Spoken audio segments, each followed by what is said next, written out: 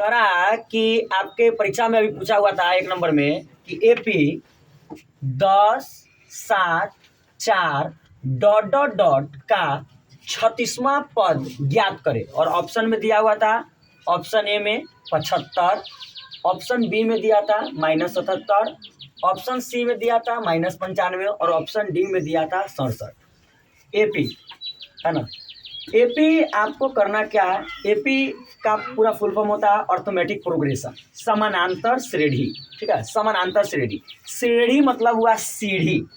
सीढ़ी जिस प्रकार से यह सीढ़ी आपका सभी जगह समानांतर होते हैं, सभी जगह बराबर होते हैं, ठीक उसी प्रकार से एपी होते हैं कि जिसका अंतर सभी जगह समान हो, समानांतर, जिसका अंतर सभी जगहों समान हो। तो चलिए अब यहाँ हम देख लेते हैं, कह रहा है कि एपी 10, 7, 4 डॉट डॉट का 36वां पद ज्ञात करे। जिस एपी में वा लगा हो, हमेशा याद रखिएगा कि जिस एपी में वा लगा हो, वा ठीक है, उस एपी को हम लोग एन के सूत्र पर ज्ञात करते हैं। यानी ए एन बराबर फॉर्मूला होता है A plus N minus 1 into D, जहाँ ए बराबर प्रथम पद, ए बराबर प्रथम पद, ठीक है, और डी बराबर होता है सार्वंतर। सार्वंतर कहने का मतलब दूसरा पद में से पहला पद को घटा लेना, दूसरा पद में से पहला पद को घटा लेना। और एन बराबर होता है अंतिम पद, ठीक है, एन बराबर अंतिम पद। तो आपको अब क्या करना है कि इस फॉर्मूला से इसको ज्ञात करना है। तो यहाँ ए बराबर सबसे पहले प्रथम पद कह रहा है, तो ए बराबर प्रथम पद हो जाएगा 10, ए बराबर क्या हो जाएगा 10, और डी बराबर हो जाएंगे आपके 7 में से 10 को घटा लिए, यानी दूसरा पद में से पहला पद को घटा लिए, तो 7 में से 10 गया, 7 में से तो 10 जाएगा नहीं, 10 में से 7 जाएगा, यानी -10 से 7 जाएगा, तो हो जाएगा -3, यानी डी का मान आ गया आपका -3।